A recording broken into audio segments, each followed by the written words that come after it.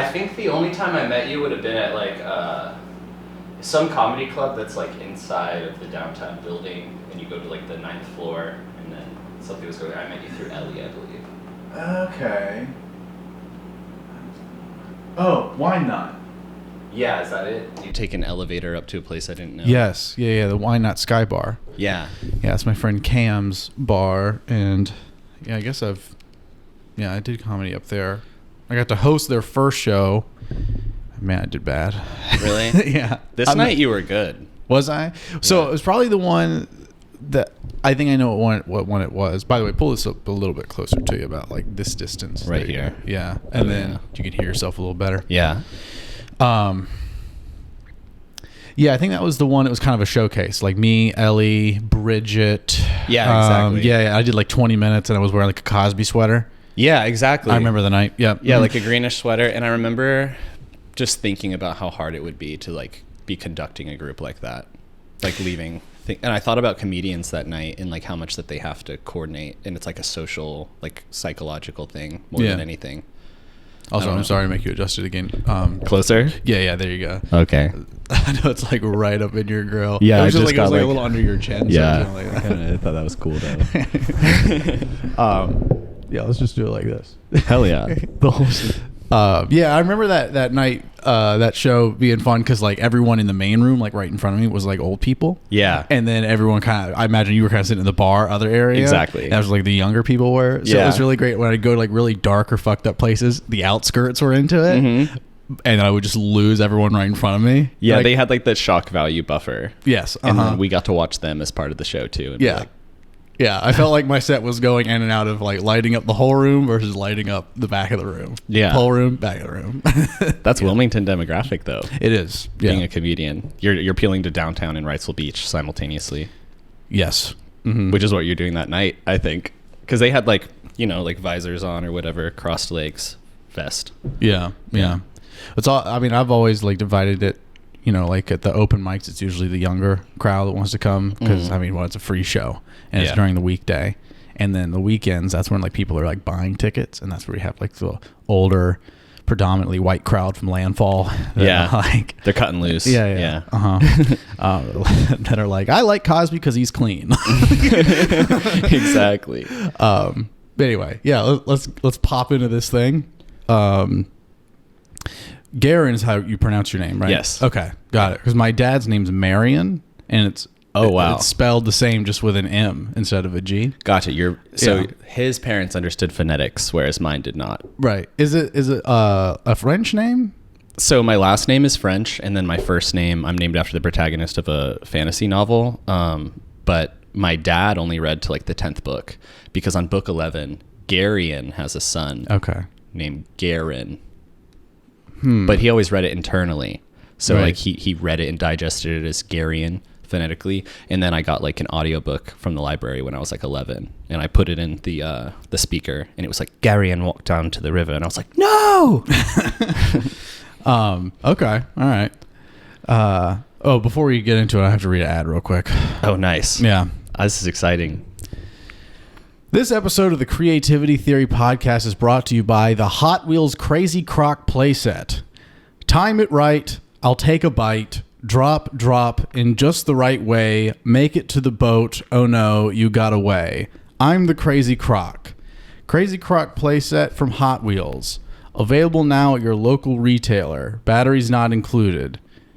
I think this is from 2005. That's a real ad? That is, I was just like... So I have this commercial from 2005 of Hot Wheels Crazy Croc playset burned into my memory. Mm-hmm. So that is like a real... It's actually not like supposed to be read like a dry poem. It's like there's a song. Yeah. And you have like some voiceover guy go, time it right now, take a bite. So we don't have access to the Hot Wheels product now. I actually Googled it when I did this, and you can buy it on eBay for a nice $25. I'm interested. Yeah. I'd be down to play with cars. Yeah, that's a good segment.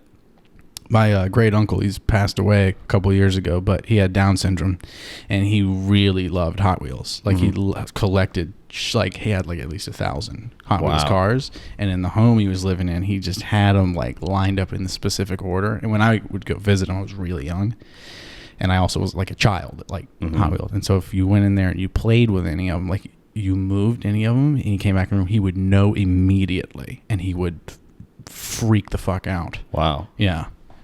So you touched the Hot Wheels. I did. Once. I learned my lesson to once. never do it again. Well done. Yeah. Yeah. No, I paid the price, I believe. I think I would have touched the Hot Wheels. I like to think that I would have. Yeah. It's really hard to not touch Hot Wheels. Yeah. I haven't walked in your shoes, so I don't know how I would deal with your grandpa. Never mind. Yeah. It was my grandpa's brother. Your grandpa's brother was the Hot Wheels guy? Yes. Mhm. Oh, okay. Yeah. I was missing key Yeah. ingredients. No. I do not have Down syndrome in my blood. That's cool. No, you love I- Hot Wheels? No, it's okay. Anyway, let's. Speaking of which, I was watching one of your other clips, and I Mm. forget which one it is, but there's like this guy that's over here, and he's just like staring at you, and then you're getting like awkward and laughing. yeah. And I loved watching it. Yeah, that's my friend Brian. Yeah, that was a great experience. Yeah, he does. He has that effect on me where he just makes me laugh. Mm-hmm. He is a funny guy. He has jokes, but he also can just make me laugh doing absolutely nothing and just being straight faced. And I knew, like, it was funny to me because I knew that he was not serious. Mm-hmm. That he was doing that. He looks dead serious. Oh yeah, he does. And I knew he looked dead serious to anyone watching it. Yeah. And I knew that I looked like a fucking insane person laughing for no reason, and that he was just playing up that like he's annoyed or perturbed or offended that I'm laughing. And I'm like, oh fuck you, dude. You know what you're doing. Yeah. Yeah. I do love that clip myself, and I love him. Shout out to Brian. Shout out Brian. Just good person overall. So yeah, you had a lot of stuff in your form to tackle into. I don't know if Yeah. that's an expression, but I wrote that really late at night, and I kind of regret it. really, I just feel like I would have approached it differently in the morning. But I'm You're- a big procrastinator. yeah, you're already striking me as someone that's like way harder on yourself than you should be. That's accurate. Yeah, and I mean I have that too, but I might need to be a little harder on myself. No, I think you have the right of it. You do? No, you do, because like, why be hard on yourself? You know, like you're the tool that you have to encounter this world. I'm trying to be like less hard on myself. I just don't know. I think like if I allow myself to not hold to a certain standard, I have this fear that I'll fall forever. Yeah, no, I feel that too. I feel like, a lot of times when I know people mean it in good, like have good intentions when they approach me and they see me being hard on myself, like, hey brother, you're like being too hard. I know that they have good intentions, but I see the other end of that being, well, if I don't do this, I'm not going to be as good. Mm-hmm. And, that's just it's the price you pay. Pressure makes a diamond, I suppose. But one thing I always think about is like progress and like whatever level we're able to achieve as humans it's so like marginal compared, like you could work your whole life and only be marginally better than like the worst person. So why not just enjoy your life? Yes. Prioritize the self-love thing. This is advice that I can't take myself, but I hope to in the future. Yeah. Well, so man, we've already going to a pretty deep place just right off the bat. Yeah, that was an accident. I'm sorry. No, it's great. It's great. I like going all over the place, and I have a lot here that if we get to it, cool. If we don't, we just take it naturally. That's cool too. This feels really close. So the self-help and self-love thing, like that's something that I dove into myself, maybe like starting 5 years ago, because prior to that point I didn't give a shit about it, didn't think about it at all, had no sense of self-love. You were to say something like that to me, I was like, what? Like I was very nihilistic and just like, what the fuck are you talking about self-love? Get out of here, dude. Yeah. But since I've been in that, like I've learned to adopt a lot of these like meditative and like self-help and being kind and gentle with yourself and forgiving and being patient, that sort of thing. But I've started to come back around to a little bit like what I think us being hard on ourselves has to do with. And I think there's this really intense emphasis, especially in like a lot of these self-help ideas that are derived from Buddhism and like being. It's about just letting go of that unnecessary pressure to be like Western idea, like productive all the time and working your ass off to the bone until you just can't anymore. And I think it's a necessary thing for some people as the first step to like, hey, calm down, take a break, like give yourself space to breathe for a second. Like, don't beat yourself to the pulp where you can't do anything anymore. That's number one. So just like step back. But I think there's an overemphasis on this being. Like, you're fine just the way you are. It's like, yes and no. Yeah. You are fundamentally fine the way you are, and you're making progress, but it's not like you're fine the way you are, so stop growing. Yeah. Yeah. And I think that the emphasis is like being is number one, or being is the first step, but the becoming is the priority. And I think we should always focus on what that vision for like the self that we're trying to become is, and applying the pressure within reason, so that it's as much pressure as you can apply on yourself without breaking yourself. Yeah. Yeah. I actually agree with that, because the longer that you're going to experience something, the more like fortified you're going to become to it. And then I'm about to have another ADHD thought that has to do with social media. But the thing you're talking about, like there's a dichotomy between you're fine, which is like most of the self-help stuff on the internet will be like, you're perfect. You don't have to change. Yes. You don't have to text them back or whatever. And on one hand, I'm like, there's like a time in my life where I was like, yes, queen. Right. And then, but I'm like, everyone can't be that. Everyone can't text somebody back. Everyone can't be like, I'm perfect the way that I am. So it's like the two opposites. Yes. Crafting yourself into the diamond, and then complete being like lethargic, I suppose. Yeah. There's that dichotomy of like the initial thought being good, but like, especially in the social media sense, for a lot of people, especially like folks with a proclivity towards narcissism, will take that stuff, like you're fine just the way you are, and like really run with it. Like, you can't criticize me. Yeah. I'm perfect the way I am. Yeah. You're the only one that's doing wrong stuff. Yeah. You're the one that's trying to like cast negativity on me. We don't take that energy. Right. Stuff like that. Right. Whatever verbiage. Yeah. Yeah.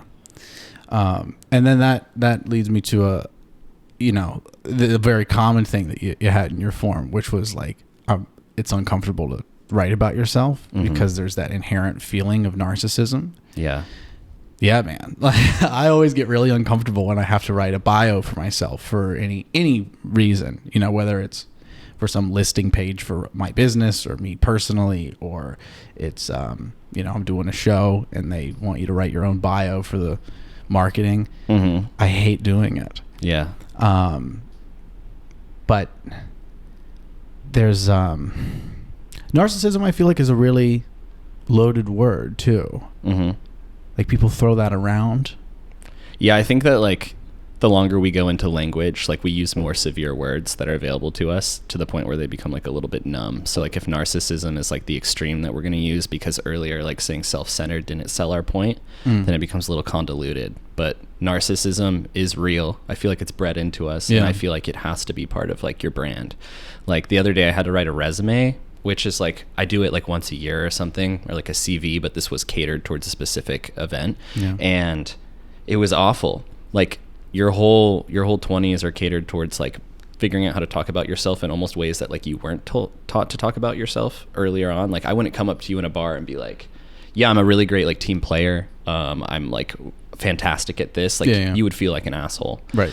But on your resume, you're like, I'm amazing, and you need to hire me. And I just feel like it's not common language. Like it's something that's born from competition in like this modern world or whatever. Yeah. It's compartmentalized expressions of narcissistic language, I guess. But I think that's the problem I have with it, is like, it's almost like a postmodern twisting of the word. Like narcissism used to mean a specific like psychological diagnosis of someone that like really has no capacity for empathy and is just unapologetically focused on themselves. Where I think a lot of people that have like almost like a crippling sort of self-awareness that I think you and I share different versions of, will start to call themselves narcissist as like kind of a whip on the back, because you're like afraid of becoming it. Right. Afraid of becoming it, afraid of other people seeing you as a narcissist, because it's a really like gross thing to be labeled. And I think it's a thing that we just like, we as a whole will just throw that label onto people to disparage them. There's an ironic lack of empathy towards narcissists, like people that genuinely are, or just people that are showing a tinge of narcissistic behavior, as anyone does from time to time. I think you also get away with more narcissism the further away you are from that person. And like an example of that is like artists, for example. it goes both ways, because I feel like people won't idolize people that they know, but once they were like passed further away from them in time or further relations, then they're free to actually care about this person, because it does take away some of that like narcissism, which is like, this person's my competition. I only want them to rise as high as they don't make me feel bad. And that, I feel like, is proximity to point in time and person.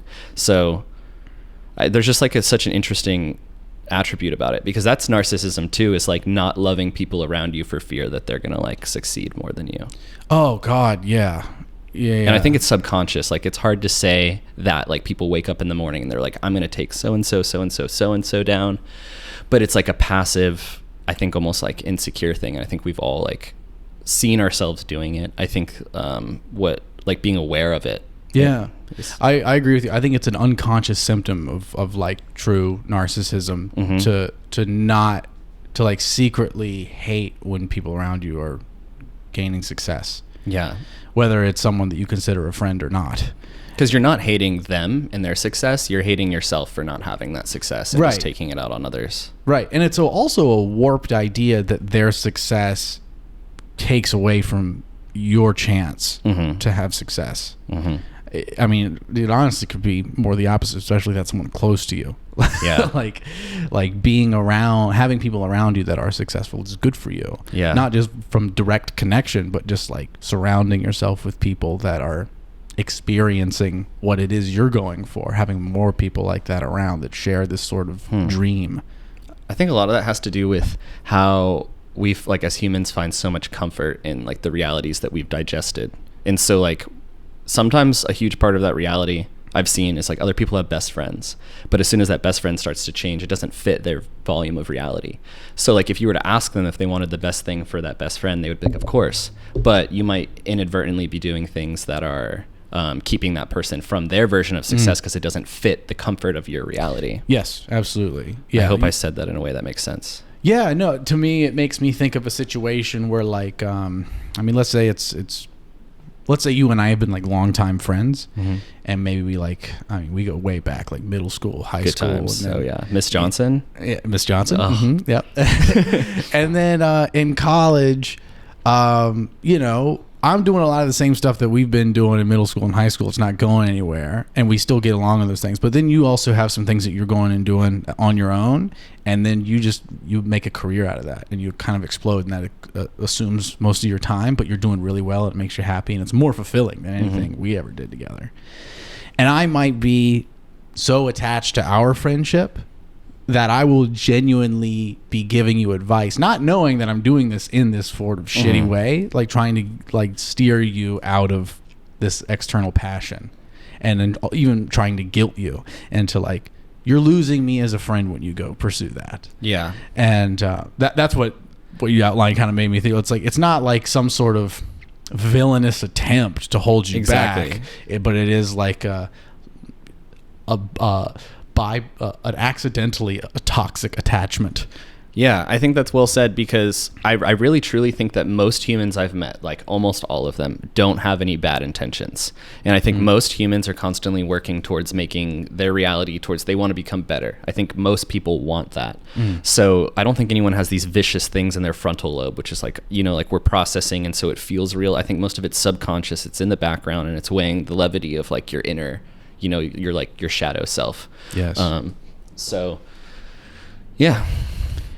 Well, I also think that it gets into the initial thing that I messaged you about, your social media post too.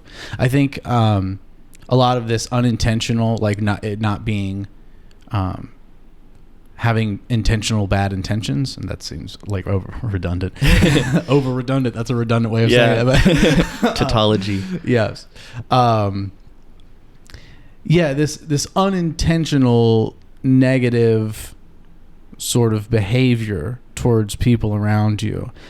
It's a byproduct of chasing like happiness, a byproduct of really chasing specifically like a neurochemical version of happiness, where, you know, if you're your purpose in life is to just constantly extract happiness. That's where you can build those sort of toxic attachments to things and people, and not have something, a value higher than it, to where like you can voluntarily move through negative emotions like sadness and things, when it is in the greater good, when you take the whole picture into context. Like the situation that I lined up for you about us hypothetically being longtime friends. Yep. If I held like meaning higher than that, it would be, I understand him and I have been friends for a long time, but he clearly, if I'm paying attention to him, this is clearly more fulfilling and meaningful to him. And I'm not losing the friendship because he doesn't like me anymore. It's just, we're outgrowing each other. We're just going in different directions. Yeah. I don't have an interest in what he's doing now. Yeah. He's really interested in it.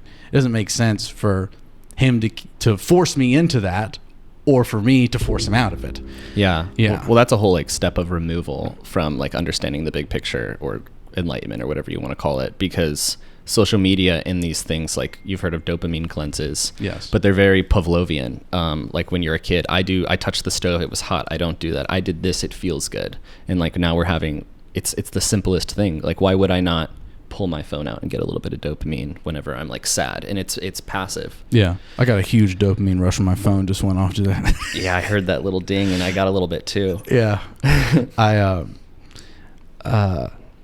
I want to pause for a second because I meant to grab a water. Would you like a water? Do you have Yes, a water? please. Okay. I'll be right back. Yeah. A word from our Hot Wheels sponsors. Yes. You can keep talking and leave me a little nugget. Hey, I wonder if my hair looks all right. I think I'm just going to take this whole opportunity to look at myself in this video.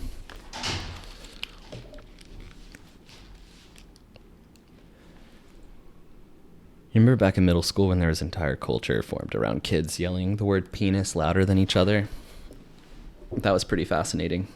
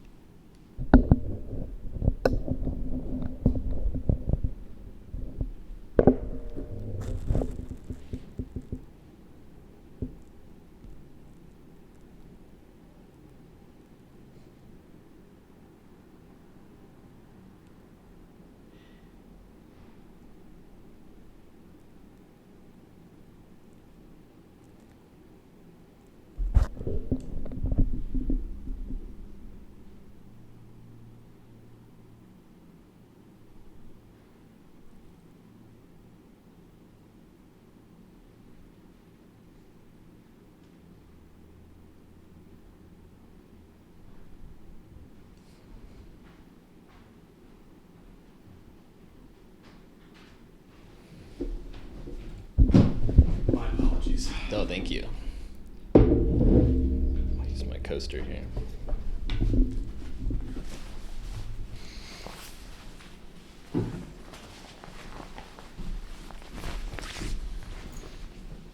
I've developed quite the sweaty back. I just get nervous when I talk.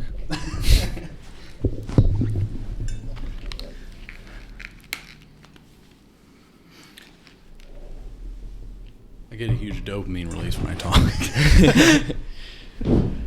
I think I used to. I've changed so much in like my social dynamics. Yeah. Yeah.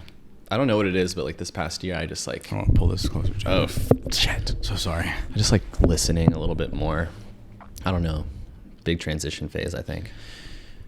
Yeah, I've definitely historically been a bad listener, and I have made an effort over these years to switch that. But I wouldn't say I've become someone who prefers listening now. I think there's definitely a lot of situations that I prefer to keep quiet and just listen. But I still find myself, there's a lot, like, I find attention, like just the function of attention, to be like a really fascinating thing. Yeah. That might be like the little nugget, because there's, with a word like consciousness, attention's like a pretty central microcosm of it. For me, it's a huge motivator. I've come to realize, just like observing myself, whether I like it or not, if there's like a high score, or if like other people are viewing it, it makes me want to do it so much more. It's just like a passive thing of mine. Like I often wonder how my photography like has changed because of social media, because it's like how you've changed the art because you've like kind of statistically looked at like what works or what people like versus what they don't. Yeah, like would I be in love with the same things if it wasn't getting, because I mean it's pretty remarkable that you can have like we're in a state of the world where like you can get instant affirmation and like this digital trophy for something that you created. Yeah, I've never had that before. Like even when I was in the military, like being told that you did a good job happens rarely, and it feels amazing. And like every time you post a photo, technically it's like a good job system. Yeah. And I don't know, like right now I photograph people a lot, but it's like definitely 100% changed because of like the social structure that's in place, because of me being motivated by social factors as well. Yeah. No, I feel that sentiment a lot. And I think the example I give of like kind of and I think maybe you kind of touched on this a little bit with the, social media dying post, or hopefully it dies to some degree. It's dying. At least the iteration it is right now. Something needs to be changed if it's not going to die. Which I have a ton of thoughts on as well. Yes, so we'll go right into that. But to me, like I think a really good example is like, when something is beautiful is like film and like cinema, seeing what's happened over the past decade or so with like Marvel movies. Yeah. How they're just like really blown up, and they're like the most money extracting, attention grabbing things. Yeah, it's like the algorithm for success. Yes. Monetarily. Right. And so what you just described about like how has my art changed by paying so much attention to the measurable factors of, 'cause I'm trying to be more successful. Right. Chasing that form of success. I guess it's tangible statistical success is how we can get specific about it. Yeah, but it's tangible statistical success where the success is defined by social factors. So it's like we redefined what success is for this, or rather it defined itself through time. Yeah, well, I think that that matters. That matters a lot to the reason why I differentiate it is because success can be a very loaded word, because I think that and this is the problem of like why I'm not successful like that. Like I kind of wish I cared more about that, and I kind of wish at least admit that I don't care that much about it, but understand that it's important if I want to make a living off of creative stuff. I think that's the unfortunate corner we're in. And so I think it's more like it's the mature thing to accept that it matters and to take advantage of the fact that it matters. But to me, I think the really important thing in success is that core artistic expression, like figuring out what it is, prioritizing what it is you want to express, and not giving a shit about what the public demands, and giving the public, because there is that saying too. I know Rick Rubin said it in his book, The Creative Act, but about the people don't know what they want. It's like up to the artist to show them something new, and then the artist doesn't know either. The artist is just expressing themselves, and sometimes there's an accidental striking of gold, which is the right thing at the right time in the zeitgeist, and it blows the fuck up. And so many great artists can't repeat that moment because it's an accident that like transcends the statistical knowing and the science of the whole thing. But yeah, back to the Marvel movie thing. It's like it's this unfortunate corner we get into where these movies, as entertaining as they are, as they like hold people's attention, and they're constantly moving, and they're understandable to the widest audience, they lose a lot of that artistic merit that like good cinema has. And there is no prioritization of like a single entity, like an auteur that has like a vision that they're trying to show people. Yeah. And fuck what the public likes. It's like there's going to be the part of the public that likes it, and there's going to be the part of the public that doesn't. And I don't know. I mean, that's where I feel like that's where like my heart is on the whole thing. Why I feel it's so unfortunate, because I feel like social media has done that. We're moving further away from art, and we're moving more into like marketing and advertising, and that being the way people think and operate and think what's good. It's like why we have the Mr. Beasts out there. Yeah, you know, it's like he does have very entertaining things. Like every 7 seconds of his videos are scientifically like put together, analyzing these factors that way.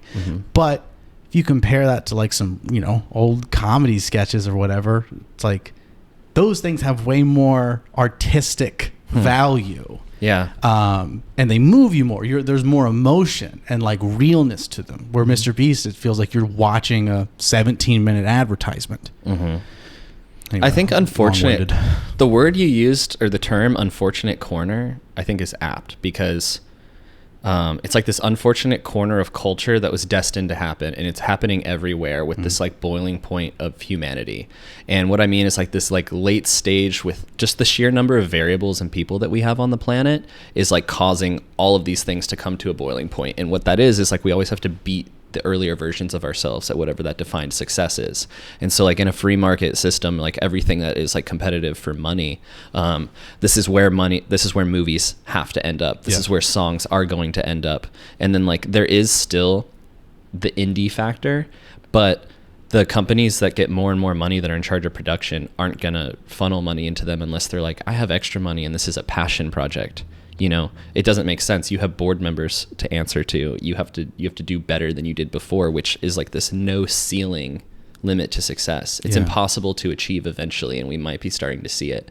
Like, it's funny you bring up the Marvel thing. I was just watching an interview with Matt Damon yesterday, and he was basically talking about his complaints and expressing why he thinks that movies can't be achieved how they used to be. Not only is it timeline and the accessibility of green screen, but like he's talking about the overhead and how DVDs used to be a huge factor. Yeah, I read a little bit about that. Like there's that second wave of, you know, potential cult success even after the initial theatrical failure of like something. Boondock Saints failure, but cult success in the DVD section afterwards does not have the Boondock Saints of the future does not have a place to exist now. Yeah, because we need Marvel. Well, I don't think that. Yeah, but we don't need it. It's just yeah. I liked Iron Man the first time. Yes. Yeah. I don't know if I even liked it the first time. Yeah, but the first time I was in like 9th grade. Yeah. And, you know, that was like around the same age. I think like a role model kind of thing. Yeah, yeah. You know? Yeah, I'm interested to hear your thoughts of why you feel like it's dying. Because my thoughts, and I don't necessarily think or feel like it's dying, but my thoughts are that almost like any misstep in mass human culture, we fuck up for a while, and people like dig their heels into the wrong stance, and then eventually intelligent people start giving dialogue and criticism towards it, and then it gets simplified to most people to understand it, and then we all start to overcorrect. Not overcorrect, or just correct course a little bit. And so I feel like the thing is, where more people are becoming aware of how hollowed out a lot of the mainstream art is becoming as a result of this algorithmic way of creating and refining and giving the people what they want. Yeah. So when I do say it's dying, what I mean is like I don't think that social media is necessarily going away, but I do think like its current state is like grossly misnamed, because it is. I don't really think that social media is what it was. So like a true social network on its like foundational level is like back in the day when you would meet people, friends, offices. You like a visual of this is a Rolodex or like your phone contacts. That's a social network, and it's passive, meaning that like to activate it you have to go use it. Now this started to evolve into things like MySpace and Facebook, which once again was just a step above this. You add your friends, and like that's the furthest your network can go, and inside that feed you see information from those people. There's a huge shift, I forget what year it was, but it was around the time where Facebook, who at the time was just trying to make Facebook better by what we were talking about earlier, as in they needed to have higher numbers, blah, blah, blah, because they have investors. They switched the news feed, or they switched it from a feed of your friends to like a news feed. And this was the beginning of integration of articles, but also accounts that you don't follow. Right. And that changed a lot of things because later they would have acquisition of Instagram, which was kind of still like not a true social network, but like a version of it. It's refined. It just has like imagery. And then like the last social network similar to that we had, I think is like Tumblr. If you remember that one, for example. And like that even then starts to dip the toe over the line where it's like, I'm accessing people that I do not know. Now, we're in a world currently where the only social media that's experiencing growth is TikTok.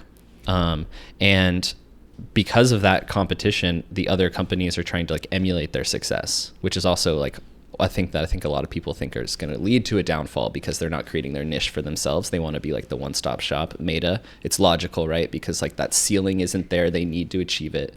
Like the people that they're answering to, they're like, we don't care. Get us better numbers. If you fail, we'll like bring our investments somewhere else, whatever. But now we have an algorithm that's showing us what it thinks we like. Even TikTok, which is, my whole point of this is saying that TikTok is the number one platform and it's the least social network that we've ever had.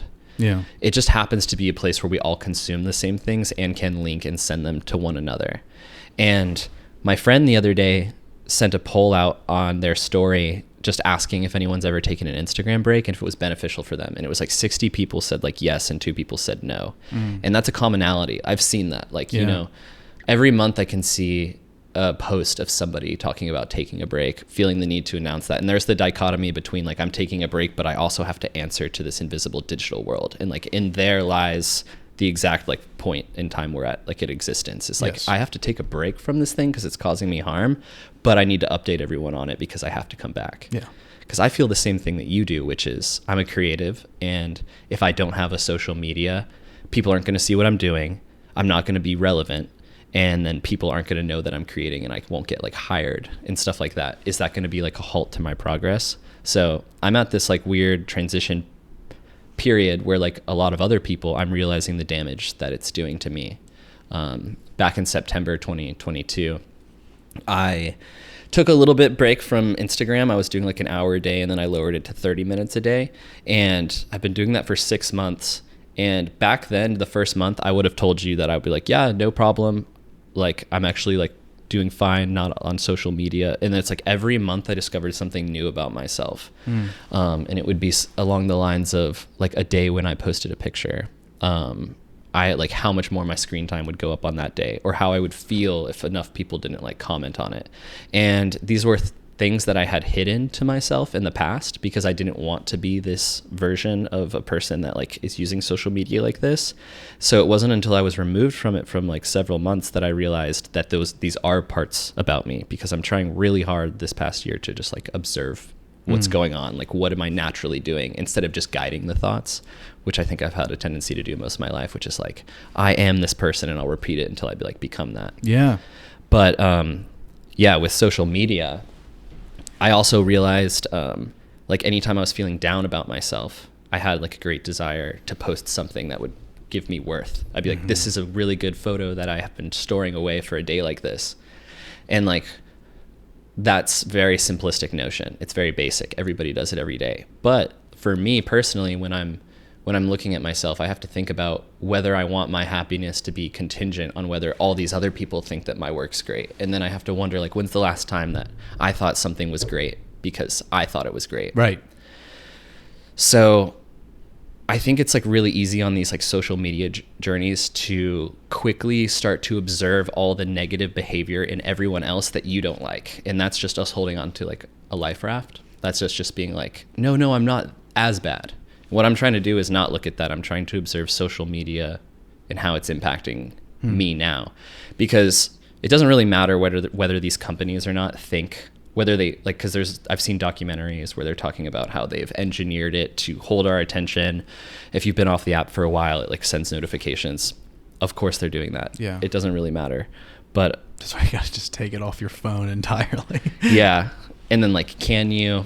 So yeah, the reason I think that the current rendition of it is dying is not only because it's evolving to a point that we never had a capacity for, but it's also creating a world that we can't sustain. Like I can't maintain having a relationship with 400 people. And like I was even getting to the point where I was feeling terrible about myself if somebody I met out in town I was supposed to know and I like didn't know their name. It would like haunt me. Wow.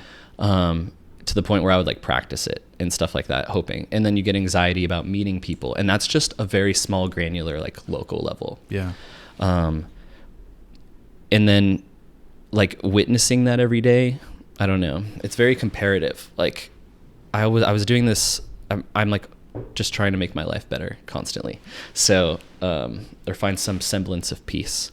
And I was reading about how like the first 30 minutes of your day is highly impactful for the rest of it. And like how you feel in those first 30 minutes. So like if you wake up and you even have like an ounce of anxiety when you're like checking your phone, you don't know what you're seeing. I personally look at NPR every morning and see how the world's falling apart. Yeah. Instantly anxiety. Not a good idea to Literally. start the day. Like this morning I saw how Russia like intentionally took down one of our MQ-9s and I just was like, sick. Yeah. But then you do that on social media. If you're observing yourself, I think like being honest with yourself, there's not going to be most days. I feel like you're going to run across one thing that you're going to feel a little bit of jealousy or have a negative opinion towards that I didn't need to have. And like, I'm trying to avoid that. I'm trying to work on, I don't know, just basically it makes me feel like shit. Yeah. Yeah. That was a long rant. No, I think it was very coherent and really beautiful recounting of sort of like the inner narrative going on in your head about it. So yeah, definitely stream of consciousness there. Well, thank you for sharing it. Thanks. Yeah, I think the question is, it almost seems like the pressure that it's causing people to do, like what you were describing there about you can't maintain a relationship with 400 people and you're beating yourself up for not knowing kind of like a virtual stranger's name. Yeah. And you're making an effort to like memorize their name. It's almost like this sort of algorithm is an extension of our brain, and it's trying to push us into cornering us into a way of behaving that we are not evolutionary or biologically equipped to do. It's like we adapted a little bit. Yes. And this goes back to this whole attention thing, because it's a really loaded thing. Like, one, I'm talking about attention, like where you put your attention, like what you were talking about too with forcing thoughts or like guiding thoughts, like repeating a thing over and over until you become it. Like that's about like where you're putting your narrative attention. And what seems like when you were pulling away from social media, a lot of what you were doing was just trying to pay attention to the raw data without you creatively interfering with it and seeing like what is. And so that's a fascinating element. There's just so much to unpack about what you said. But the attention thing is not also just this singular user interface, but it's also just this currency that like social media is about. That's how you measure your success, is the amount of likes. That's like measurable attention. Your followers, that's a measurable form of attention. And it's what people are after on there. We're all competing for on there. I think the question is, taking into context all these people that are admitting that they have voluntarily taken a break from social media for the sake of their well-being. The question is there a way to have a healthy relationship with this thing, like for real? Because we all like to think that there is. Yeah. And we all, I think a lot of us try to do that. Yeah. But it's a really pernicious demon, really, is this thing that like, you take your break, you come back, you try to reincorporate it. And maybe at first you have some guidelines for yourself. Like, I can only use it this amount of time each day. I can't do this with it. I need to unfollow these accounts. I need to, stop worrying about this, start focusing on posting, blah, blah, blah, blah, blah. You eventually slip back into either your old ways or a new wave of a muscle memory of sorts. Yes. Because we have Pavlovian muscle memory at work here. Right. Forming like neuroplasticity is creating these new lines of thinking. Yes. For years. Yes. And so there is that, again, the thing that keeps us from treating it like, we're alcoholics that can just get rid of alcohol entirely. Yeah. There is this thing as creatives where it's like we're kind of cornered into using it if we want any shot at having a career. Yeah. At least at this point in our success. Because if we jump to a certain point where we're just known, well, then we can just pawn off the use of social media to an assistant or something like that, and we never have to touch the damn thing anymore if that's what we really want. Which is funny because that assistant's going to pretend like they're the person running the account. So it's like, for it to exist, you need to lose like a degree of the personal touch that like the fans want anyway. Yeah. I mean, there is going to be that sort of like ick that a lot of your diehard fans are going to have about your social media if that's the route you go. Like, it's not actually him operating it. Yeah. I kind of like this idea. It seems like this is how folks like Tyler, the Creator, uses social media. It's almost like when he's got an album coming out, he goes on like a social media tour, like just uses it for a finite amount of time.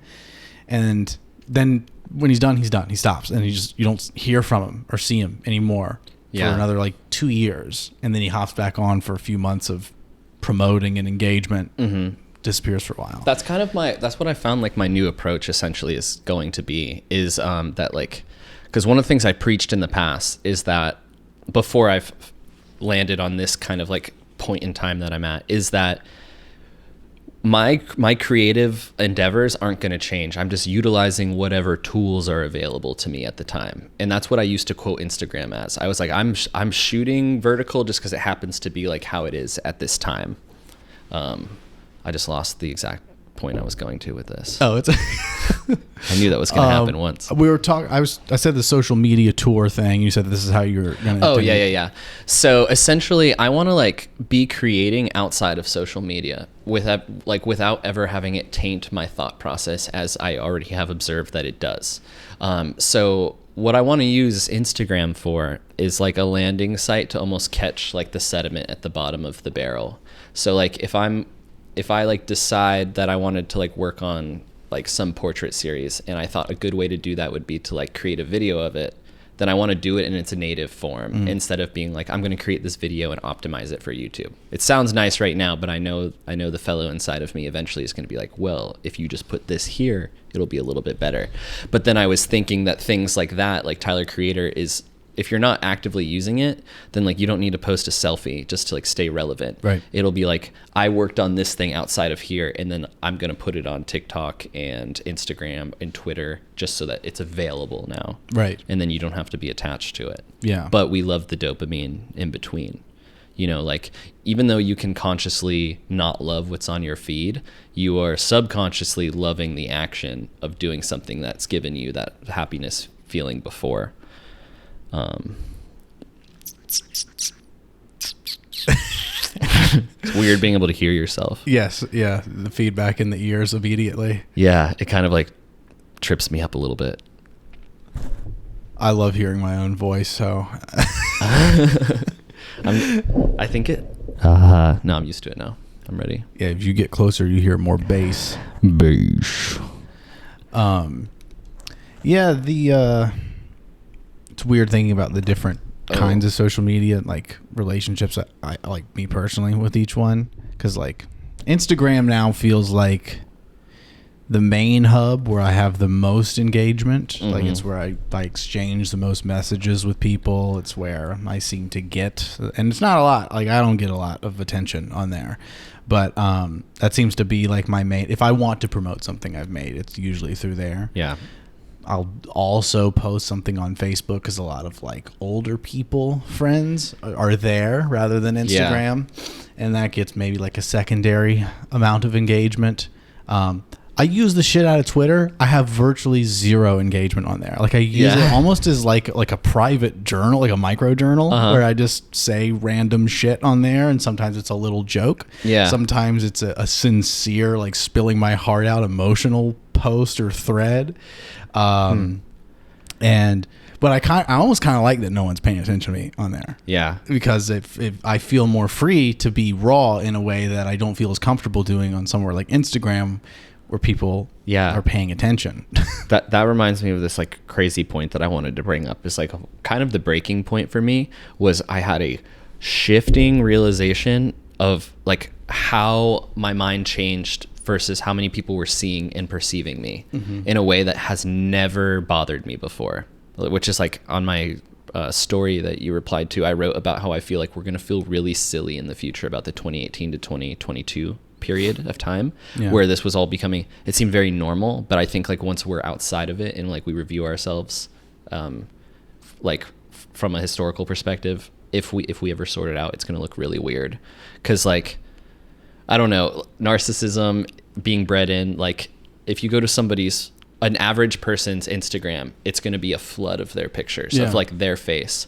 But like if you walked into their home and like all the photos around their house were just like selfies and portraits, you'd be like, what the fuck? Yeah. But that's essentially what it is. It's just commonplace. That's actually a really funny idea. Like if you're in your own home to decorate it like that, just you print out like all your Instagram selfies. Yeah, decorate it like a normal person's Instagram. I like that as a social experiment. Like if you were to record people's reactions and just be like, what do you think?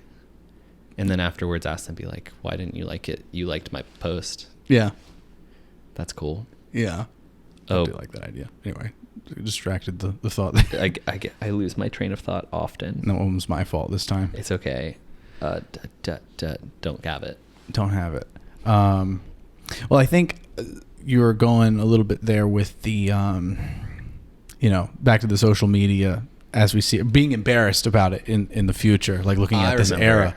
Well, so my curiosity is like, you seem to have the sense that it's not really social, quote unquote. Yeah. And that this is something that makes sense to be embarrassed about in the future. And that, do you see it being replaced with something superior? And do you have like a vision or an idea of like what that might look like, or like how? Yeah.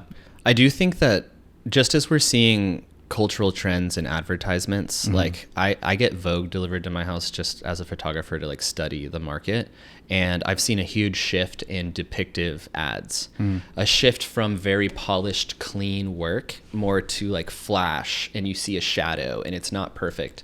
And even on like the internet, seeing people that are traditionally amazing filmmakers do experiments with like iPhones versus mirrorless cameras. Yeah. And the success is so much more for these depictive raw things. And like I think as a culture, we're like out of the stage of being like lied to. We don't want like airbrushing anymore. So I think a logical jumping point for the future of social media is something that Twitter failed at, but could come because it needs to be big. It needs to stay alive. Like the second they contemplated selling blue check marks was like the key definition of like the ending of that.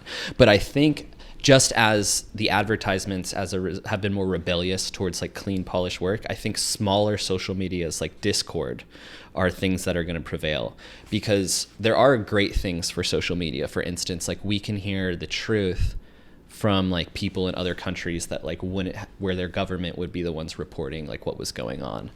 But it's not personal. Like I can post a story and it's really weird to me that 700 people are viewing it, and that I used to be like, I'd go to Blue Post, gonna pop up a photo, and now like all of those people know that I'm there and can form an opinion on me before they even have met me or had a real conversation. And then when I do meet them, that conversation is primed with the person that they've already created in their head. Right. But Discord and other things that may arise, you control who's in a lounge.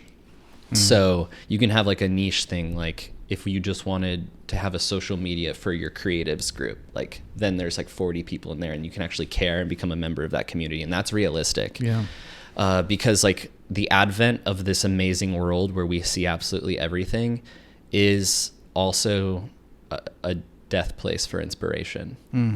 Like I'm about to ADHD jump point away from here, but like Bo Burnham made this thing called Inside. Yeah, I've seen that. I loved it. It's like the most inspirational thing to me, and I was just showing it to my stepdadish guy the other day.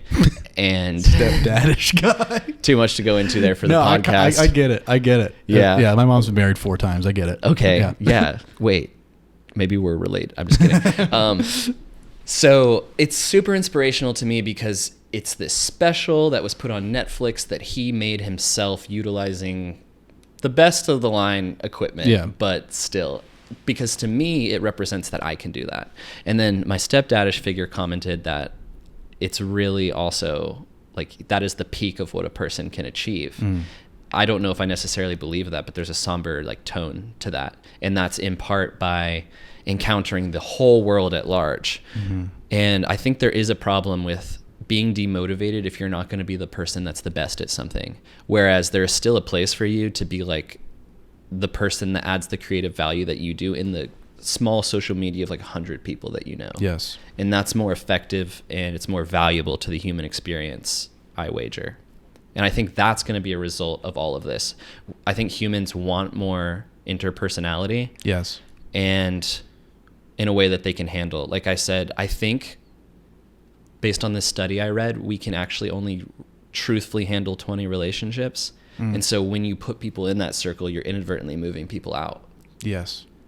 So what I think is just like we're real, like this is all a byproduct of this is a breaking point for what one brain can handle at once. And it's never gotten here with variables. We've never had this many people, this much technology. The world's never been this connected, which I sit here and I complain. I also think all this stuff's amazing. I do think it's amazing that people in China can tweet about what's happening, but like where there's darkness, there's light. Like it's an exchange. And just as I said earlier, or you said in the podcast, is that we're always going to be working towards becoming better. We can't like stop now. Yeah. Yeah. I think I also get this sense that people are craving as a almost like whiplash rebound effect of this over advertised, like fake polished sort of highlights of reality way that we've been using social media, that people are getting this extreme unconscious hunger for, like, as soon as someone gets on there and they're raw and unfiltered and just spitting like direct truth. Yeah. And especially when it's uncomfortable truth and it's truth that hasn't really been expressed yet, but it's like they're not saying something that we haven't heard before. They're saying something that's inherent, like we all know, but we have yet to articulate. Those are the things that I see that actually give me hope when they have like organic traction, even in the algorithm as it is. It's almost like an anchor point to reality, like reaffirming that these thoughts that you don't get to convey in everyday conversation, you're like, wait, I'm not crazy for thinking that. Yeah, yeah. I think it goes to show you the depth and the power of that value of truth. Because, you know, as powerful as the manipulative tactics of advertising and marketing are, and falsifying beauty rather than capturing like real raw beauty, that's another thing too, where like you put, you know, false beauty looks attractive when you don't have real beauty to compare it to, but when you do, you see what's fake. Yeah. Yeah. And so I think that is part of that value of truth of, you know, I feel like we're in a gross place that we are going to, in hindsight, years later, be laughing about. Yeah. And a little, embarrassed about. It's like the marginalization of the entire human experience of like what makes it special, if I were to summarize social media. Yeah. Yeah. It almost seems too like,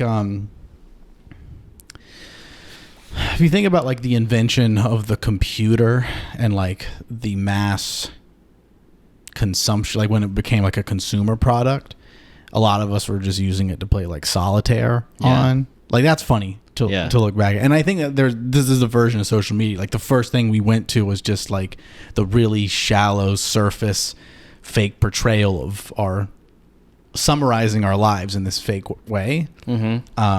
I think it's going to be a lot like thinking about it as solitaire. Yeah. Of like, wow, that's what we were using it for. That's fascinating what you're saying. It just brought me up to like a point that affects all of this, which is like how the internet's inherently changed as a domain. Because when it came out, it was just literally the simple networking and linking of computers that could exchange information, and it didn't have domain. And then it got privatized with the Net Neutrality Act. What was it, like 2016 or something? 2015. And that is when corporations bought like all of the servers to house them, essentially. So the internet's not like actually free. So I forgot about that. That also inherently changes social media because of the control and the way that it's pushed. But I don't think that's still going to change my theory that social media is going to break down into smaller little bubbles. Yeah, I think there's some dark forces at play that really want it to continue operating the way that it does. But I think that, it goes back to that truth thing being, I think it's powerful enough to where like the forces behind this reinforcement of the way things are with social media. I think we're in the process of them waking up to that reality that they're fucked if they don't. Yeah, because they're going to respond to one thing, and that's like numbers, right? Yeah. Mm-hmm. Like I'm sure there's scores of people that are working for all of these social media platforms, and it's like it's a thing that's already gone on its own. Like I don't blame the employee that's working for their advertisement or whatever that's like trying to make a buck. Like we're all caught up in the wind of it. Yeah. Like they're paying people to research what TikTok's doing so that they can figure out how to like do it better. Yeah. And they don't have time to sit around and reinvent a new social media. Like this machine is so fast that nobody can stop, which is like another point I have with social media is that like I literally cannot keep up with being like having the wholehearted passion and creativity that I have towards my creation. I cannot keep up with that level of intimacy with my work at the rate at which it's supposed to come out in the modern world. Yeah. So that's also another marginalization of a human experience that I like covet. Yeah. Inadvertently, because I'm like trying to be good at what I do. Yeah. Okay, a couple things real quick. One, I'm really sorry it's getting warm in here. My roommate Carl, who's a 60-year-old man, came home and he likes it hot up here. And I was wondering how you turned the heat on while I was talking to you. Oh no, I am inside livid about it. I hate heat. But I'm not taking this thing off.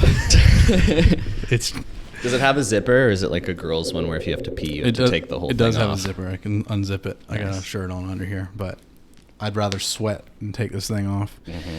The other thing was I want to get more into this like artistic expression, like your relationship with your art and how you feel about this, I don't know, cornering. Like, do you feel like you're really able to express what it is you have to express or want to express, or do you feel like you're so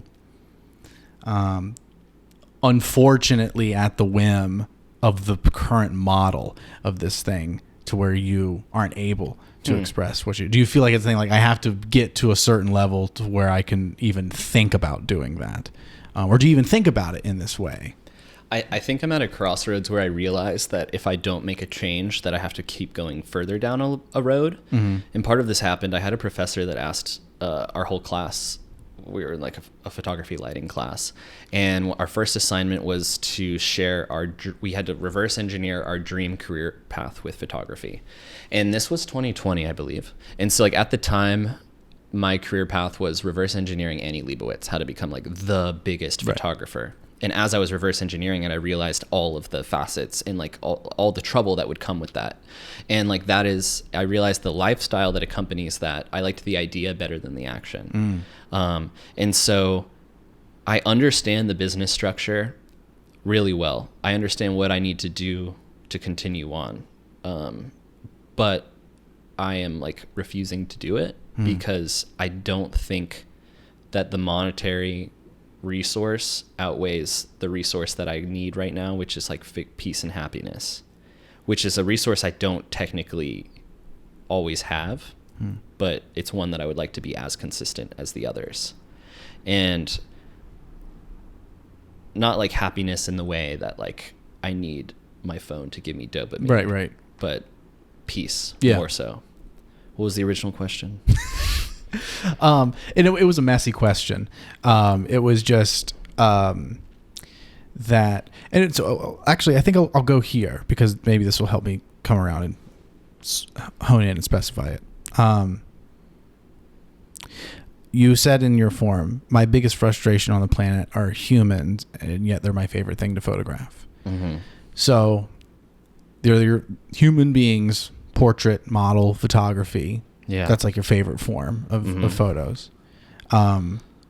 I personally like your work in the modeling photography. Thank you. And I'm not nearly as experienced with photography as you are, but I personally also like the modeling shoots the most. I like doing weddings too, but the model shoots are really fun. I really like that one-on-one collaboration with like a subject, and through my various forms of creative outlets, I feel like I often have different levels of like a thing that pops into the mind's eye that I try to achieve, and some things I approach with like a very to the T aim for execution to make it as much like it is in the mind's eye as possible. And then on the other end of that, there's like just this general broad abstract idea or feeling, and then I just chase that and see what happens. With the modeling shoot, it's like, well, I just want a product at the end of this, and this is the person I want to work with, and I want to, through the socializing and through like exchanging of ideas or throwing ideas out there and seeing which one excites us and is simultaneously viable, seeing what comes. Yeah. I think it's like a much more radical form of openness. That's at least how like I like to approach it.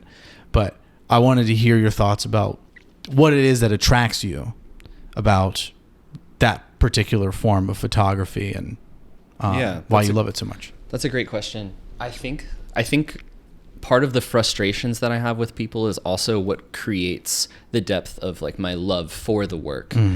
I think like the reason that I care so much about humans and these problems is because I'm able to be like so worked up when I see someone that's like frustrating with their views about like the environment or selfishness. But while humans carry that, laterally on the other side, they also carry like the greatest capacity for the opposite. So I think the inherent complexity of everything that a human can be, like with their frustrations and their greatness, is everything that you are. And like so like everything that you are and that a human could be is like everything that's possible in the world. And so photographing them, you inadvertently are capturing that complexity as well. But I do sincerely think that there is like a chemistry that happens when you photograph a person, that the combined creative energy is like what makes a product that you couldn't have made on your own otherwise. And so like I think my best shoots have been with people that I like am very attached to, or like we share a certain relationship. But there's also like extreme things I find out about myself, because I get really nervous shooting people, but I still like force myself to do it time and time again. But I think it's the extremes of going to like that low place and then that high place as a byproduct, and figuring out yourself in between. Yeah. You know, like in the past, I like on the internet to advertise myself as someone that's like good with people and confident and stuff like that. And it like works for that. And then like I have to like kind of show up and do that when it's very hard for me. Yeah. It's almost like a character. It's a character. Yeah. And it's very hard for me to do that with people, which is like the stuff I'm really passionate about, the stuff that I really like love to make. I have to like sit down and have a conversation with the person and like understand their mind a little bit. Like I kind of want us to be unified in like the visuals, because it starts with me visualizing it and it never ends up there. And I'll have like a clear thing that turns into, like you said, a feeling, and then it's matched between two people.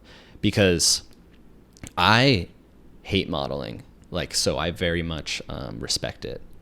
And I got into it as a byproduct of trying to understand more of like what the models were feeling. And I see how like what an experience it is on a psychological level to like be unaware of how you're being perceived from this like two-dimensional plane, and then like still working within it, like with a conductor. Because I think a lot of the times, for me at least, why I've like favored visual elements is because I can't say what I want to show, and I could sit here all day and maybe get you that message, but there's so many factors. Like, do I feel awkward? Am I worried about how you see me? Just like all these different social variables. So like me holding a camera, I have a version of a story, and then the model has a version of a story, and then like holding the camera just gives you an excuse to tell that story between two people, I think. Yeah, that element of holding the camera gives you an excuse. Really, I think this is almost like an embarrassing share about. Nice. I think my attraction to like modeling photography is like it. You know, the way that we like our attention gravitates towards beauty, like not just like the beauty of a sunset or like, you know, a landscape or something, but like beauty in human beings.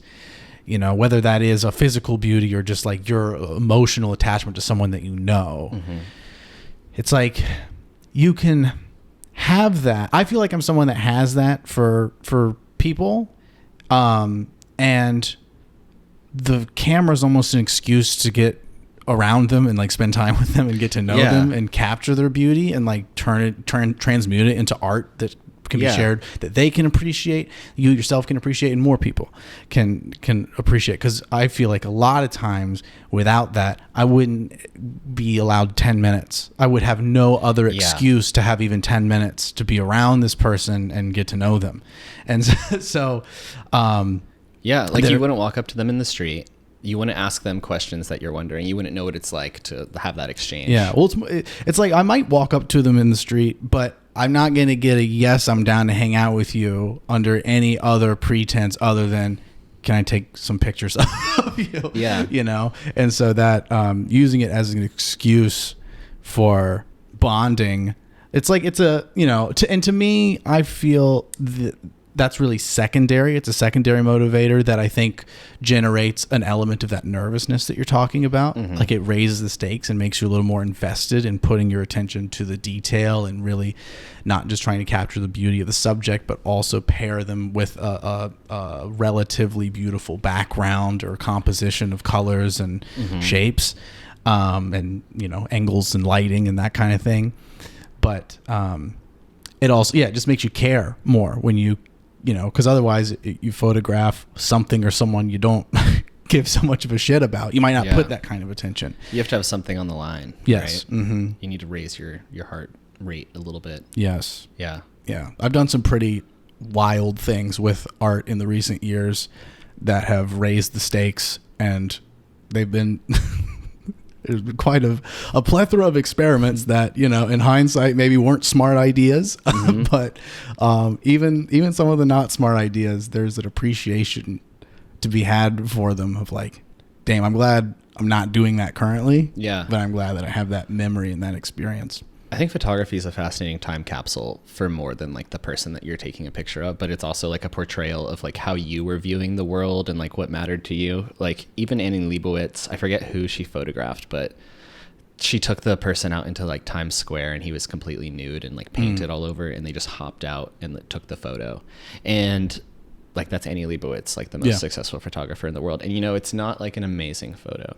Right. It's not her typical work where it's polished, but it is a photo that captures something and it tells it really well. And it's like a time capsule. And I think that's why I think photography is important, because of stuff like that. And like, I think it exists, the soul of somebody, more than like the technical aspect matters a lot of the times. You know what I mean? Yeah. 'Cause like you can hit your checklist and take a good photo every time. That's what like real estate technically tries to do. But like there are photos that are technically wrong where like the rule of thirds is broken or feet are cut off. But like the subject matter is what makes like the photo. And like you still had to be there with the intention to press the camera to view that moment. Yes. Yeah. So another thing you said here that I liked, I resonated with, I have an obsessive personality and tend to dive into things head first. Brother, you're preaching to the choir. Yeah, I actually feel like we're mildly similar. But yeah, I have to like kill anything that I love, basically. But I don't like run from it so much anymore. I'm like here to experience my fiery season of passion. Yeah. Can you elaborate on, you have to kill anything you love? I think I get it, but I'd love to hear your words. Yeah, just like if I'm into something, I don't have a middle ground. It's brought me to like great heights and great lows, because like, let me think of an example. For like, even when I was a kid, I would want to like rewatch, let's say, Ferris Bueller for the 7,000th time because of like these attachments that I have to it, instead of discovering something new. That's like a very microscopic view, because that's just like a movie. But I've been that way with like anything that like I chose to pursue, because I want to experience it. I think this isn't self-reflection. I think I want to experience like the extent of humanity, kind of like what I think you're doing with your photos. It's like you said, you've been pushing it, and like some of the things in retrospect, you're like, I don't know if I would have done that, but if you didn't do it, then you wouldn't have known. Yeah. I don't know if I mean that so much about my photos. Yeah, I mean the experience of it all, like trying to feel the excitement in your like human system or whatever. But like if you didn't experience those things, then you wouldn't know what like that extent of that particular human experience was. Yeah. But I don't know, like it's not like I am obsessive with things because I wake up and I think it's the right thing to do. I'm just justifying behavior that already exists in me. Yeah. Right. No, I think the obsessiveness is a double-edged sword. Like the way I see it is I feel like when it's in regard to creativity and like output, it's a really useful thing because it's like you latch on to a project and you do not let it go until it's done. You just can't. Yeah. And, but then I think often the negative edge of that sword is that it translates to your relationships with people. And I have found myself just absolutely, being obsessed with like romantically and it's so parallel to how I am about the creative things, and I'm like aware of it at this point. For the longest time I wasn't like it was a thing I had to piece together, like, oh, that makes sense later. But you know, you often like this whole middle ground thing.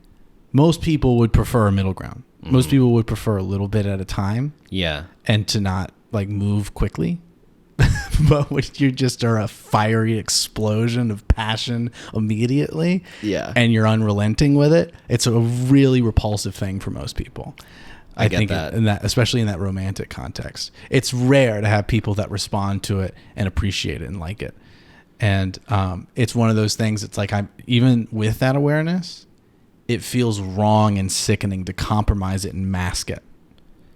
Yeah. I mean, I relate to that because I think I'm the same way. Yeah. Like I would rather burn out a romantic relationship as fast as possible to like know what it was like than to have like dragged it on for years. Like I want to know what it's like immediately. Yeah. So I think I'm like you in that manner, but I also, once again, do not qualify myself as somebody that's like doing the right actions. So like I'm not defending it. Right. Yeah. Right. No, same thing. I almost feel like, at least in my case, I feel like it's something as a result of being fucked up in some way that may be a psychological issue that is a result of something that happened so early in childhood that it's just not repairable. Yeah. Yeah. It's just, I'm taking this to the grave. Yeah. Yeah. But there's also 8 billion souls on this planet now. Yes. Yeah. So there's got to be somebody that feels that way. Yeah. There's got to be someone. But which, if I ever have some time on this show to talk about the 8 billion souls thing, the number of people on this planet is currently blowing my mind. Yeah. Yeah. I don't know. I'm going to derail if I... No, go for it, dude. Okay. Yeah. I think it was like in 1920, we had 2 billion. And something around there. In the 1960s, it was like 6 billion. And then most scientists agree that 8 billion to 9 billion is like our planet's cap point. Yeah. Not like it's going to fall out of space or anything, but like resource wise. Yeah, I've heard this. And I've also been someone that's believes in overpopulation for a while, but I've heard some pretty good recent counter arguments about population collapse being more likely. So I have no idea what to believe in that front. That's what I think is going to happen too, just because like in every observable population with an exponential growth, like similar to humans, it always flatlines like similar to where we're at now. Just because it doesn't like tank, right? It doesn't always lead to extinction. It kind of like flatlines and then drops, which is just crazy. Like we might have seen that like a little bit with like natural disasters or like COVID or something. Yeah. But I'm not like, once again, not qualified to talk about it. It just is always on my mind because the numbers blow my mind that like 100 years ago, we had 6 billion less people. Yeah. That's pretty rapid. That's crazy. Yeah. Like in 100 more years, like that doesn't even happen. We can't make it to 100 more years with the current population. Technically, if these numbers are right, you know, like I haven't experienced it. Yeah. It'll be interesting to see what happens, but we also it's likely we won't be around to see really what happens. We might be. I think we exist at a really cool point in time, to be completely honest. Like we're here before like the collapse, before we have to be all like Mad Maxy. Yeah. And we still get to Do you feel like that's coming in our lifetime? I think the probability of it increases. Like I don't know if it's like definitely written in the timeline, but there's certain things that can happen, I think, that would accelerate it. Like studying just the change COVID had on the culture and like people's perception of reality itself was like a crazy shift that like wouldn't have been permitted in our timeline if something major didn't happen. And I think that shifted so much for us. Yeah. Like, I hate to say it, a world war would like change things a lot. And that like seems, I mean, I'm not hoping for it at all. I hope we all chill and are happy forever. But like, just a really cool point in time. Like, we have so much technology. It's not like the end times. We're able to sit here and talk about problems that might not seem like that big of a problem comparatively in the future. Yeah. Mm-hmm. You know, like when we don't have water, we might be like, I miss being sad from social media. Right. I miss when we had the internet. Yeah. Give us the old Instagram back. Yeah. No, we still want our chronological feed and water. Yeah. Do you feel like doomsday-ish about stuff? I mean, if my therapist were to ask me if I feel like an overarching sense of doom, I would say yes. But I also try and model myself out of like, I think I'm an optimist, but I'm not like a blind optimist, I suppose. I think I was a blind optimist more when I was in like high school. And a lot of that was like for fear of if I didn't speak something as like positive, then it would become something else. But I think the most attractive characteristic of humanity is hope. And like, that's like what I think. A lot of us think that there's going to be like a planet B and stuff like that. And while I don't think that that's like a super attractive notion, I think that like it's very attractive for humans as like an observer that like we are so into hope. Like humans overcome constantly. And I think that's like, if I remove myself from the frustrations of this experience, I think it's beautiful. Yeah. Let's see. I blacked out. No, you're good. Did you have anything that you wanted to chat about that we haven't gotten to yet?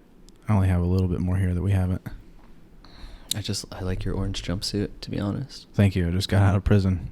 Nice. Welcome back to the world. Thanks. You got social media in prison? Nah, I had a little dopamine detox. Nice. Dude. Yeah. It's the best way to do it. It's free. It's okay, guys. It was white collar crime. I didn't kill a bunch of people or anything.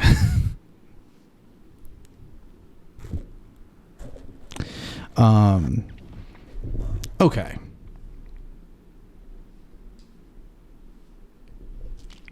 Why do you feel like you're a misdiagnosed extrovert? I think we alluded to a little bit of it earlier with the brand of like... You feel like you're forced to behave as an extrovert, but you're not really that. Yeah. Yeah. I don't feel like I'm an extrovert based on... I know my friends that are extroverts, and it's definitely behavior that in the past I have tried to mimic, and I definitely thought it made me like a more charismatic person. Now I give myself the space to be like allowed to be the introvert that I am, whereas in the past I just thought it was like a bad thing, a bad characteristic of myself. But I think when I like anyone, like when I started my like online photography journey, I wanted to be like successful, and so like I noticed that I was getting hired like a little bit more for like the excitement that I would bring. And like a lot of the times, like how I was viewed on the internet is like videos that my friends would take of me that I've been friends with like my whole life, like my best friends from high school. So they see the best of me because they've like spent years evoking it. You know, they've like earned all this stuff through experience. And then it's a little confusing because like if I feel the passive pull of people liking that and then trying to be that for people that I don't have that relationship with, I'm like inadvertently trying to make my brand better, and my brand is me. So I think just because like when I do talk to people, there are situations where I do get socially excited and I like to make jokes and I like to be involved with people. And then like whenever you get positive feedback or affirmation, just like anything, like you're going to try and feed that. Yeah. But just because I have good times with people, like an introvert doesn't have to like lock themselves in their house constantly. Like I still have the desire to be social. But yeah, that's where all that like extrovert pressure came from. I mean, it came from myself. I put the pressure on myself inadvertently. Yeah. I was explaining to my friend Kenny a couple podcasts ago, because between the two of us, he's appears to be the more introverted one, and like he kind of had this impression that I was more extroverted, but I share a lot of that sentiment that you do, where it's like I feel like a lot of my extroverted qualities are really more feigned, but a character. Yeah, it's like a thing to persona. put. A thing to put on for a greater cause. Yeah, it like helps you. It's a tool to use in social situations. Yes, yeah. Like I like being on stage and I like being in front of people, but I do not like being in a crowd and being at a party. And I think the way I differentiated, I feel more like I'm an omnivert. I get both energy from extroverted situations and introverted situations, but my measurement is, was it productive? Because if it was not productive by my own judgment, it drains me. And if it was, then it gives me energy. Because otherwise, it does seem to be more consistent success rate introverted, because you're the only person you have to cooperate with. Where chance wise that an extroverted situation is going to be productive, there's more variables that are outside of your control. You can't necessarily control every situation where there's other people to make sure it's productive. Yeah. Especially if you're not like in that role. That seems natural. Yeah. But then you're also, I understand that, like you're waiting for the social variables to like line up. And if that's not happening, then like it's going to drain you. Yeah. Showing up to a thing with an idea of like, oh, like I'm looking forward to talking to this person there, or seeing these people, or meeting these folks, and maybe maybe it's some bad thing of mind of having like versions of expectations for how a thing's going to go and not being open to what it actually is. Yeah, I do that too. Yeah. Showing up and then it's like, oh, this person isn't even here, or they're in a bad mood, or their attention is on these people, and I've been standing around for 30 minutes and like everyone who I've had small talk with is not doing it for me, and I'm ready to leave. That's an example of like a extroverted situation. I feel like it's changed so much for me too, like back to social media, in the sense that like I feel like I've almost created a checklist of things I have to do. Like if I go out, I'm like, I want to be like, I want to make sure that I talk a little bit more and like be nicer to like these people, or at least this is how it was like in the past. I really don't like going out too much anymore, but like I found myself creating this checklist of things to make the night successful. For like me being hard on myself once again, was like, I want to have a moment with this person. I want to make sure that like this person feels like I listen to them, and like practice these things. And then you always fall short if you like give yourself that many goals. And then like the problem is when you're like beating yourself up over it. Yeah. Okay. So I think the last place I wanted to go to, there was this thing you said about like your relationship with art. You predominantly engage in photography, but being a creative person is really about the energy and then finding the medium to express what it is that you have in you.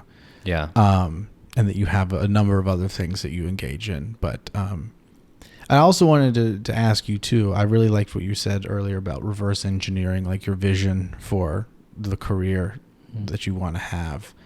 Do you still, is the Annie Leibovitz vision still what you see your success looking like?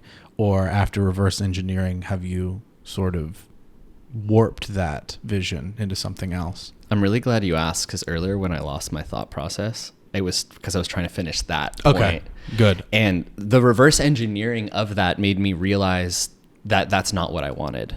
And that's when I was basically chasing the wrong currency. And so like, that's when I started having like this kind of shift. But now, I don't care if I'm even like known, you know what I mean? Like I've had such a big shift where like I originally did want to be like known for art because I thought that was what's successful. And so like now I'm looking for that like fulfillment in my own creative scope, which I'm still not sure like what it is. I'm not going to stop creating it. I'm like incapable of doing it. Yeah. But it's not the Annie Leibovitz route, and it has to do a lot more with like the freedom that I'll have to create the things that I want, because for the past 2-3 years I've enjoyed it and I'm so thankful for like all the clients I've had, but I also am like creating something for them. It's like half their project. Yeah, absolutely. And I find that saying I'm a photographer is confining, because I myself, like even when I went to school for it, was born out of like a love for photography, and I still love it. But I found that I was thinking about the world of photography from the culture that I was taught about it, the market system, like I needed to think about what the tool could do. And while the tools can do more than they ever could, there's a lot more things out there than just taking a picture. Yeah. So I like to call myself an artist before a photographer. It just, like I said, it just happens to be the point in time that we landed at this technology that I like love to utilize. Yes. I wonder, like if I was in my past lives, was I a painter or something? I don't know. Did I do portraits back then? Did I bring my painting down to the town hall and that was my version of social media? Right. Yeah. But I'm also like, as I get older, I'm really a lot more moved by like the consumption of art and like seeing, like even hearing you talk about like how you like to photograph people, I find so intriguing. Like the sociological aspects of everything. Like to me, it's so fascinating to figure out like why somebody is approaching a creative endeavor more so than like the outcome. And like that is like the bulk of the art for me. It's like the psychological and sociological perspective. And then everything else is just like nice wrapping. Yeah. You know, without that element, I don't, like nothing would have like meaning for me. Like that's what I'm like so into. Like I don't know like the end of it, or like I'll never deduce why what you said to me was fascinating and be like, oh, he thinks this because this, like not that type of psychological evaluation, but just like a bouquet of humans' intentions, like you're collecting as you like talk to people, and then you're like, that's really fascinating. And so I think that's more of what photography is for me than just using like a digital capture device. Yeah. I think that sort of unconscious, like not being able to reason why you're fascinated with something, it goes back to this element or experience of beauty. Like a lot of people want to break beauty down to a science. Like if you're talking about a person, like, oh, it's symmetrical face and pretty eyes and nice hair, or, you know, something like that. But when you do it like that, the parts, that's not the way we experience beauty. We experience beauty as we experience colors. It's like ambiguous. Yeah, it's abstract. Like you see blue, you just know it as blue. Yeah, you know? Feel it. Yeah. It's an unconscious processing of the experience. Yeah. So, yeah, definitely. And I think that also goes back to this original point about attention, is like beauty seems to be a main driver in terms of where our attention unconsciously goes to. And there's manipulative little marketing tactics to get around that and feign it. Coming to a crescendo here. Yeah, and we are all aware of them. Yeah. But the whole thing about just having and here's another thing I was thinking about, because there is something about being a creative person and saying, fuck what everyone else thinks. I'm prioritizing what it is I have to express in the way that I feel compelled to express it, and I'm just going to do it, and I do not care about the likes or follows or attention that comes my way. I just need to get this out. There's something really beautiful about that, but there's also this element of coming back to the narcissism thing, where it's like, why is it that I'm taking up, if I'm the only one working on it, why is it that I feel the need to express me? Like my ego is really what I'm talking about. Expressing my ego, like this illusion that I'm an individual person. Yeah. And why is it fuck everyone else? Why does that not matter? And I started thinking about that word expression, because it's like thinking about it coming from that individual and putting it out, like your individual inner and then putting in the outer. Yeah. And I kind of like little word games, like you know, I don't consider myself a religious person, but I often like to think about religious ideas and like question them and think about them, like this idea of pride being a sin. You know, we all are compelled to say, I'm proud of that, like I'm proud of that person, proud of this thing that I did. But I sometimes were like, why would they make that a sin? Like, and let's give a forgiving interpretation. Like, oh, it's about control. Like, let's say that there might actually be some deep wisdom about like viewing pride as a sin. And then the way I think about it is it this ego thing. It just puts all, like, you created a thing and you're putting all that responsibility and credit to you.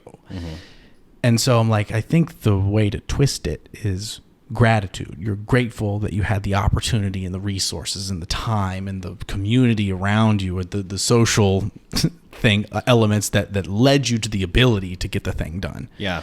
And that seems more profound and deep and right. Yeah. And so I think that might be what that sort of wisdom is about there, with pride being seen as a sin. But I like that perspective a lot. Total tangent there. But to come back to the what was I saying about evaluating pride as a sin, like why, and gratitude. It was right before it, and I was comparing that whole thing to narcissism. Yeah. And like within. So the word change here. So rather than self-expression, I feel like the word is expansion. Like, that's the one you want. That's expansion. The gratitude to pride, expansion over expression. Yeah. And it's not about you expanding. It's about the whole thing expanding, like seeing you as one with everything and recognizing the interconnectedness of all the things. And I'm not expressing the individual ego of Cameron Smith. I'm expanding the art by engaging and sharing. You're expanding like the collective human experience. The rising tide lifts all boats. Yes, expanding others' conscious experience who get to experience the thing that was made through me. I think that's very freeing and limiting for like something that like confines me, which is like I've explored the nihilistic other end of it, which doesn't give you any tools to like encounter the world. And so like having expansion and gratitude, I feel like opens you up to like join everybody else in like that as well.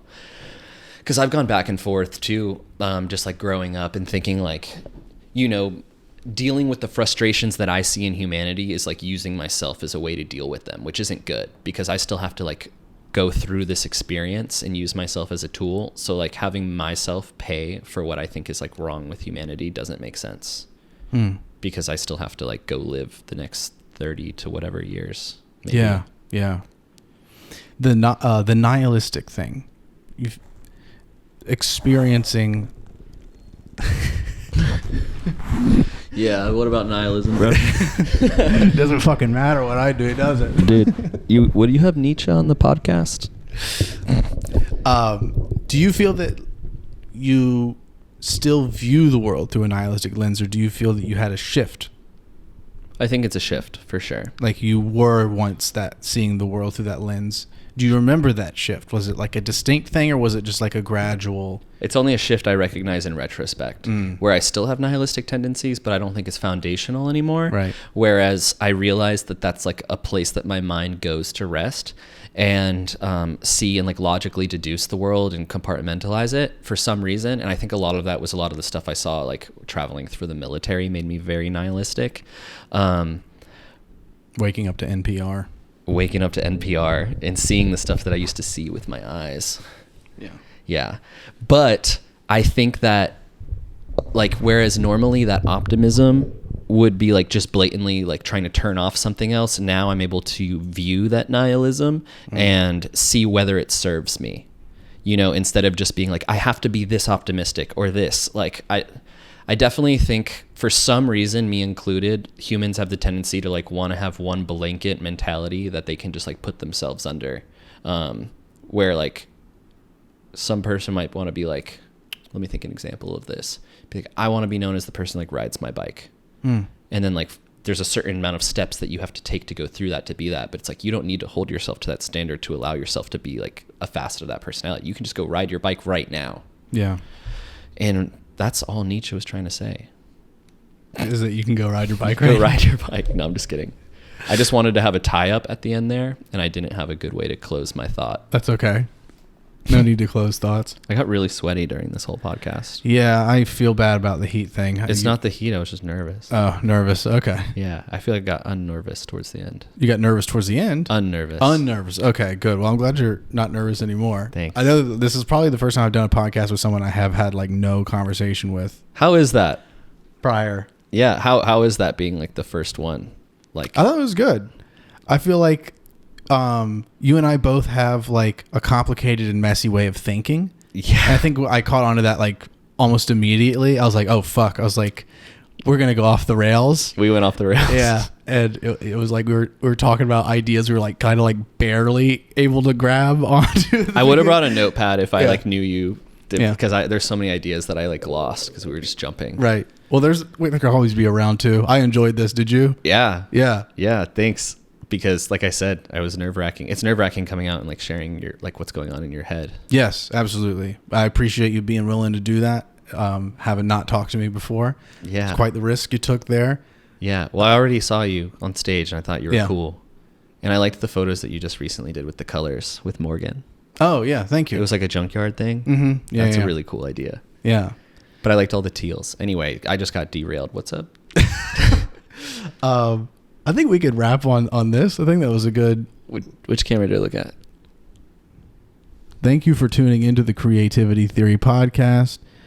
My guest, Garion Worldslayer. Appreciate you, brother. Thanks, man. Appreciate you, Cameron Smith. All right. Cum smut. Cum smut. That's right. It's an honor to meet the cum smut. It's an honor to be honored, and it's an honor to meet you as well, the Worldslayer. I'm not on that one. Damn it. It's an honor to be here. I wanted to look back at that camera. Now I don't look cool for the ending. It's okay. That camera will catch you at least like turning your head. Holy shit. Bye-bye, everybody. Bye. Can you touch my finger?